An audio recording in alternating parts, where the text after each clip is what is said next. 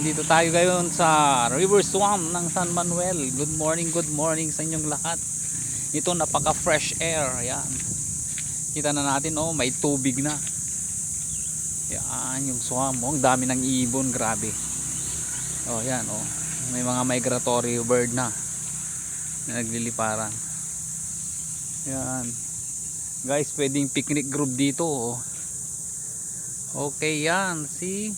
Ang ganda na, oh. Ayan, malalim na yung tubig. Ibig sabihin, palaging ulan dito. Mega love shout out po sa inyong lahat. Mega love shout out. Thank you for your support and kindness. Yan. Sa mga silent viewers, thank you very much. Sa mga givers, at saka mga sharers, thank you very much. Ayan. Kita nyo naman ngayon ang kagandahan ng nature dito sa San Manuel. Oh. Yan. Oh, kita nyo? Ang ganda. Oh. Tahimik. Fresh air. Yan, hindi lang fresh air. Ayan, makikita nyo pa yung magagandang tanawin at saka magandang ibon. Oh. Guys,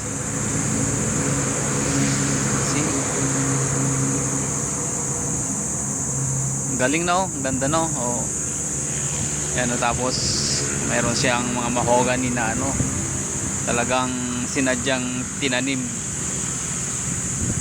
Pwedeng picnic group ito, ano, itong place na to. Hindi kaya pwedeng pang relax. Kasi sa ganda ng ano, sa lamig ng simoy ng hangin, tsaka sa ganda ng location, makakatulog ka. Nakakasarap sa matulog dito.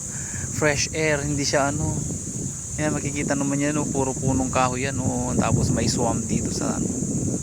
Oh, yan. Tapos may mga ano din, mga kawayan, oh. Yan. Nagbibigay ng ano din yan, ng fresh air. See? Ang ganda, oh. Tingnan nyo, oh. Pwede tayong mag-picnic dito, guys. Oh, see? Oh. Ganda-ganda, di ba?